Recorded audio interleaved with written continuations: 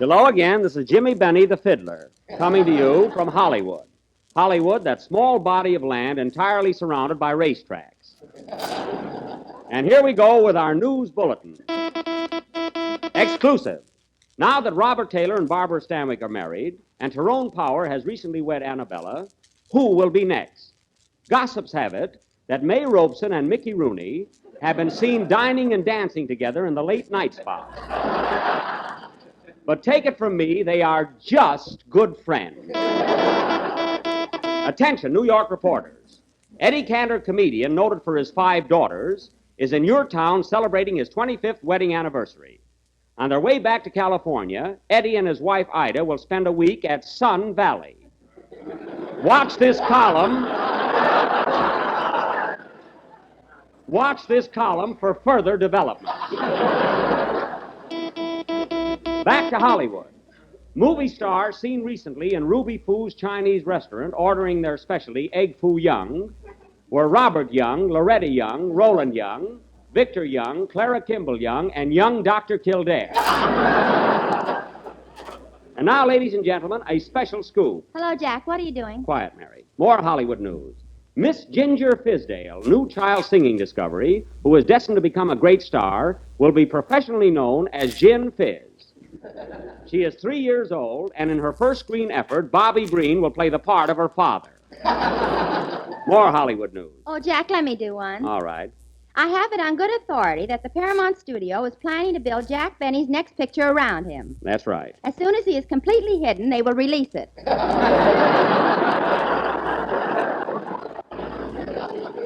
Quit making things up and give me that. Intimate notes from my little black book. Observed recently coming out of Maisie's fashionable beauty parlor in Beverly Hills were Joan Bennett, Myrna Loy, Carol Lombard, Hedy Lamarr, and Phil Harris.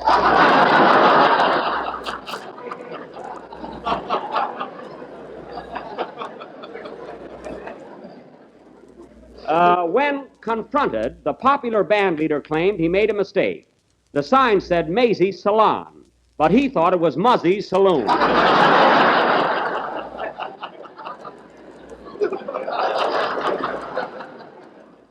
And now a word from our sponsor. Take it, Don. Jell-O. Take it, Jack. Good. Open letter to Fred Allen. Dear Mr. Allen, I understand you are going off the air shortly for a well-deserved vacation in the rock-bound state of Maine. You've earned that vacation, Fred, and you need it. Boy, how you need it.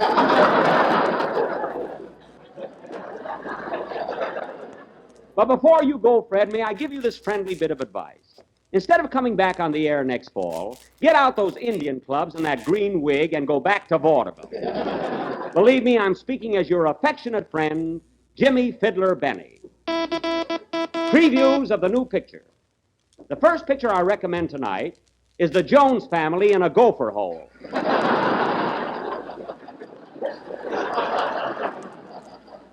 This is a 2-bell picture.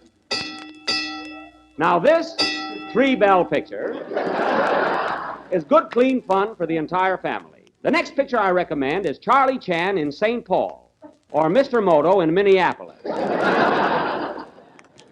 This mystery gets 3.5 bells.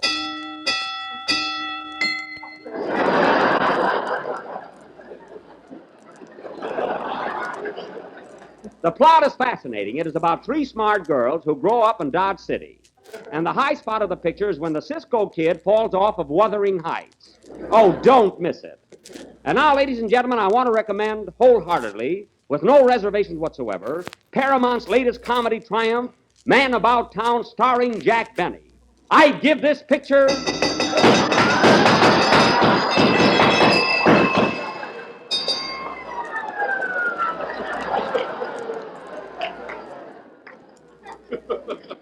Don't miss this picture, folks. It has plenty on the bell. Take it, Mr. Wilson. Ladies and gentlemen, do you remember that old proverb, a rolling stone gathers no moss?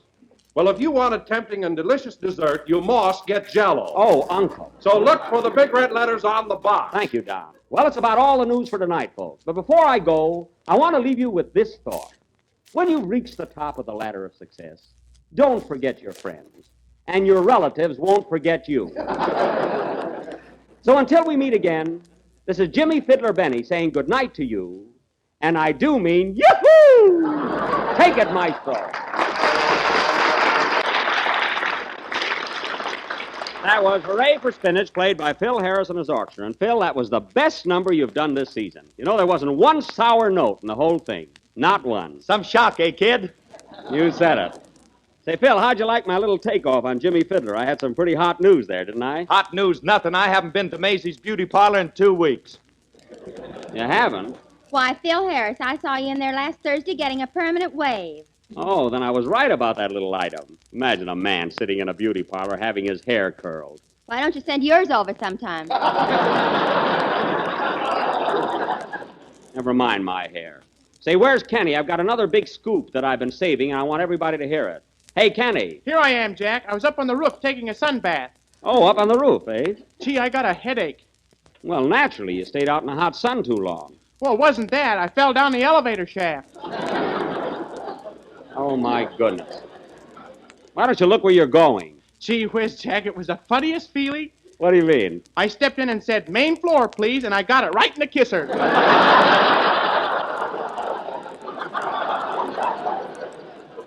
Well, for heaven's sake, watch yourself from now on. What's all the news you're going to tell us, Jack? Oh, yes. Now, listen carefully, everybody, and this is on the level. You know, 2 weeks from tonight, we do our last broadcast of the season. And we're going to do it from Waukegan, Illinois. Waukegan? Oh, Boy, that's... Yes, sir. And the same night, we're going to have the world premiere of Man About Town. No kidding, Jack. Are we really going to walk in? Yep, 2 weeks from today, we'll be in my little hometown. Boy, what a hot time we'll have. We'll have to have it before 9 p.m.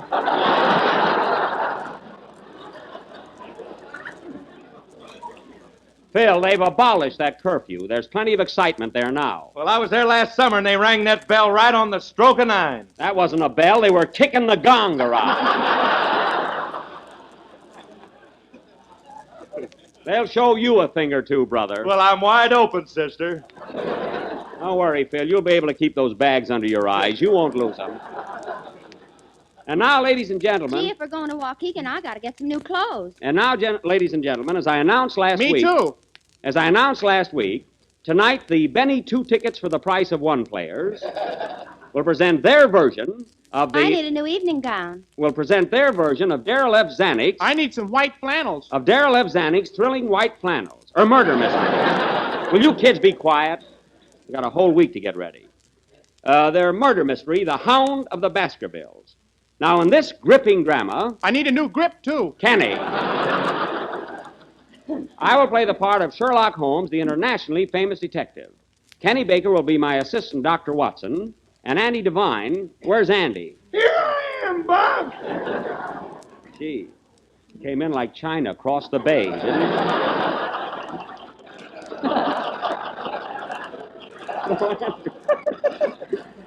Now, Andy, you'll play the part of the vicious, snarling, murderous hound. Do you think you can do it?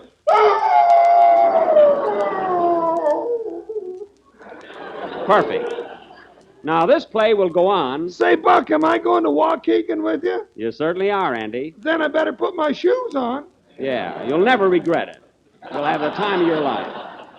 Now, our play will go on immediately after. I'll take it. Hello? Who? Plainfield, New Jersey? That must be for you, Mary. Oh, gee, I'll bet it's Mama. Yes, Tugboat Annie is on the wire.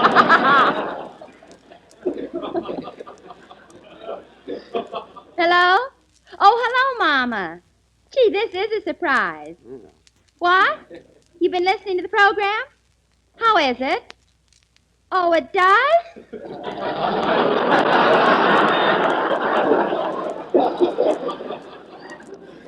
She should be so critical. What, Mama? She was thrown out of the Floridora Sextet for wearing red bloomers. Yes, we're going to Waukegan. It's Jack's hometown. Yes, he was born there right above a clothing store. Oh, Mama, are you corny? What'd she say? Suits and clucks. That's about her speed. Well, look, Mama, I got a great idea. Why don't you and Papa come to visit me in Waukegan? We can spend a few days together and you can see Jack's new picture. Oh, I don't know. I'll find out. Say, Jack, are they going to... No, certainly not. No, Mama, no free dishes. Tell her to stay home, Mary. I'll be busy enough that week. Well, I gotta hang up now. I'll write you later. Goodbye, Mama. Goodbye. Oh, Jack, hasn't Mama got the most wonderful sense of humor? Oh, she's a gem. Now, where were we? Oh, yes. Our play, The Hound of the Baskervilles, will go on right after Kenny Baker's song. Go ahead, Kenny. Okay. Say, Jack, What? do you know any dames in Waukegan? I certainly do. Are they good looking? They certainly are. Can you get me a date with one of them? He certainly can't. Don't worry now, Kenny. You'll be all fixed up. Go ahead with your song. All right, Andy. Excuse me, fellas. I got to take Andy out for a walk.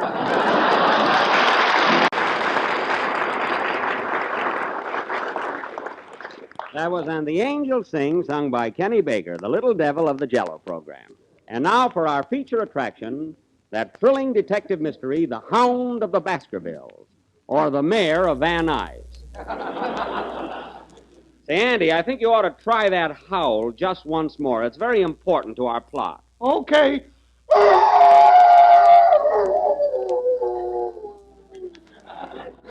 Very good.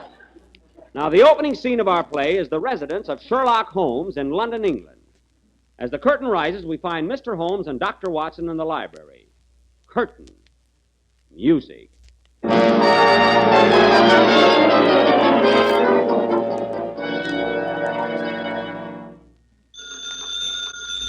Excuse me, Watson.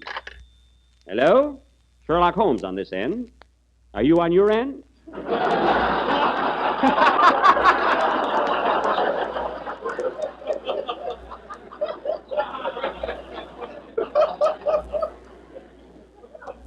Oh, it's you, Lord Trickletop. What? Your son has run away with a chorus girl?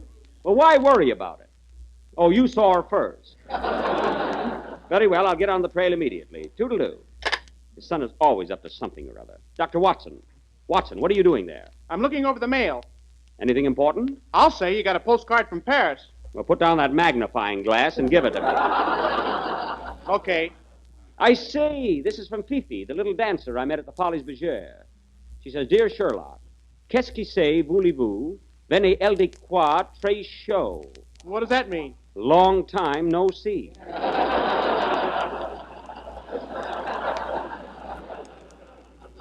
I think I'll run over to Paris and visit her. But what about your work here, Sherlock? After all, you're a detective. Well, I gotta chercher la femme, don't I? I tell you, Watson, it's so dull around here. The cases I've been getting lately are ridiculously simple. They're not baffling enough.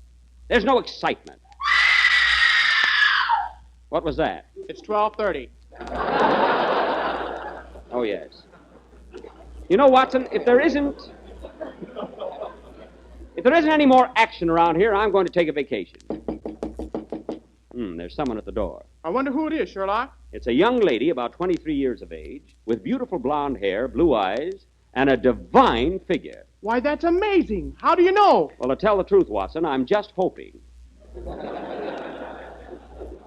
Come in. Hello. Oh, shucks, it's Mary. Quiet, Watson. How do you do, madam? How do you do? Oh, Mr. Holmes, you must help me. You must. What seems to be the trouble, young lady? Well, you see, Mr. Holmes, I'm engaged to Philip Baskerville, the son of Sir Hugo Baskerville. Oh, Sir Hugo. I know him well. He's quite a lively old boy. Well, he's calmed down considerably. He was murdered last night. Well, that'll do it every time.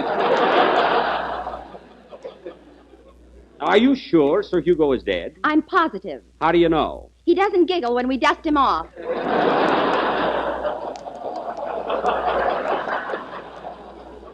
Then he is dead. Continue, my dear. Well, according to the legend of the Baskervilles, Sir Philip, my fiancé, is the next one marked for death. Amazing. The first Baskerville was killed. So was the second. Then the third and the fourth. I see. And Sir Philip is next? Yes, when they get him, it's bingo. It's a very interesting case. Now tell me, Miss... Lady Barrel. Lady Barrel, is there any clue to these murders? Only one. Before each death, we always hear the howling of a dog on the lonely moor outside the castle. Oh, it's ghastly. Oh, a dog, eh? Then we have a clue already. Lady Beryl, I'll be glad to take the case. My fee, of course, will be $1,000. You won't get it, of course. Of course. Make a note of that, Watson. Okay. No sale.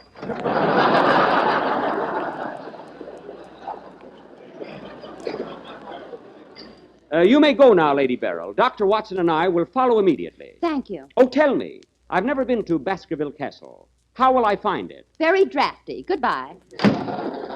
Well, at last, Watson, we've got a case worthy of my merits. Let's hurry. We haven't a moment to lose.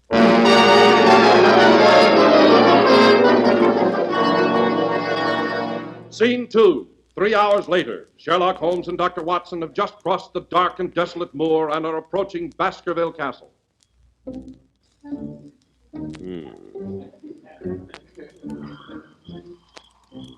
What a night. Dr. Watson. Dr. Watson, is that you behind me? Yeah. Stick close to me. Gee, I can't see a thing. It sure is dark tonight. I'll say it's dark. I just saw an owl with a lantern. Look, Watson, did you see that light up ahead? Yes, that must be the place. I'm positive. Let's hurry.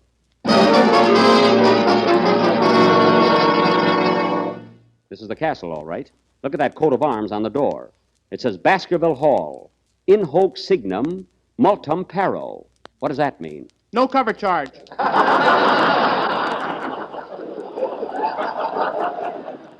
If this is the Wilshire Bowl, I'll kill myself.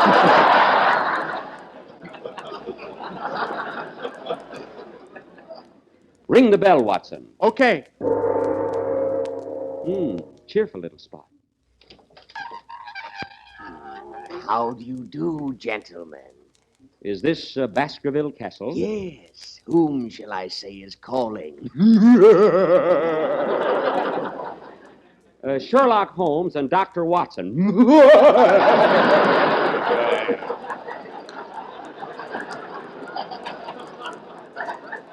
Smarty. Gee, I wish I could do that. You fall down that elevator shaft a couple of more times and you'll be all set. Where's Lady Beryl? Follow me, gentlemen.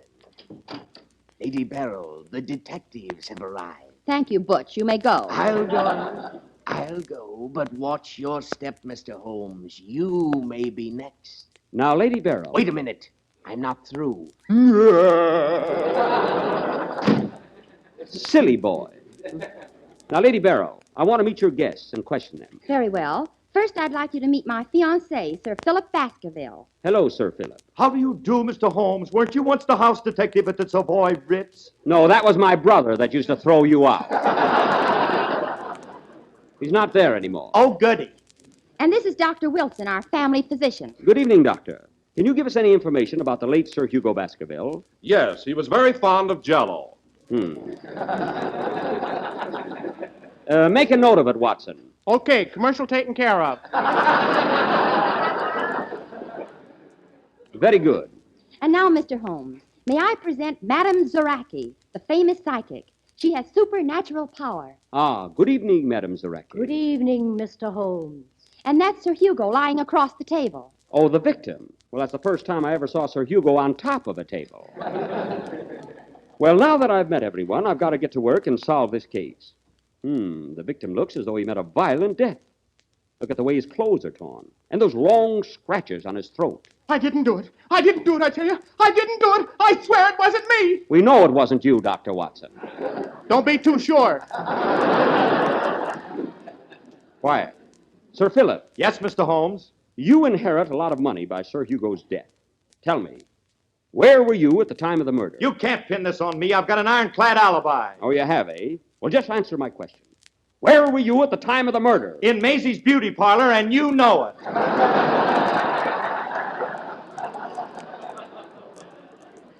Well, somebody committed this crime, and I'm going to find out who it is. Maybe I can help you, Mr. Holmes. Help me? How, Madame Zaraki? Sir Hugo himself will tell me. But Sir Hugo is dead. I know, but I will talk to his spirit in the great beyond. Why, that's impossible. Oh, she's very good. She got South America this morning.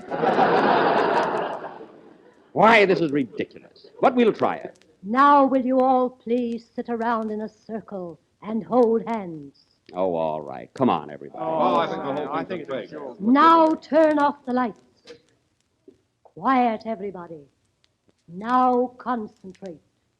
Concentrate on Sir Hugo.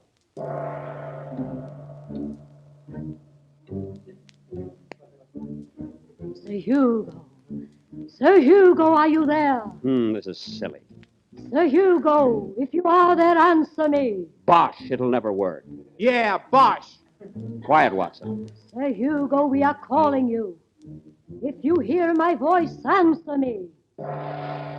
Answer me. Oh, I hear you, madam. What? Did you hear that, Watson? Yeah. Madam Zareki, can I speak to him now? Yes, but don't lose the contact. I won't.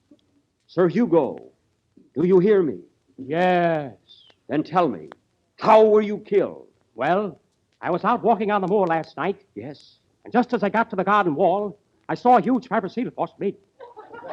All of a sudden, I sighted for it, and he grabbed me by the fiber seal across me. And I couldn't give myself any more hands. But that didn't kill me. It should have. Quiet. But, Sir Hugo, if that didn't kill you, what did? Well, I picked myself up and ran toward the house. Uh-huh. And just as I got there was a huge horn and he really tried to solve it. You know that, Brooklyn? Yes. Well, the whole crime of seal defeated, and there I am on the table. But, Sir Hugo, you still haven't told us. Who committed this crime? Who murdered you? Very well. I was killed by... Put in a nickel, please, for 5 more minutes. Get off the line, operator. Continue, Sir Hugo. Your murder must be avenged. I was killed by... Stop! Stop! I can't stand it any longer. I confess I did it. I did it. I killed him.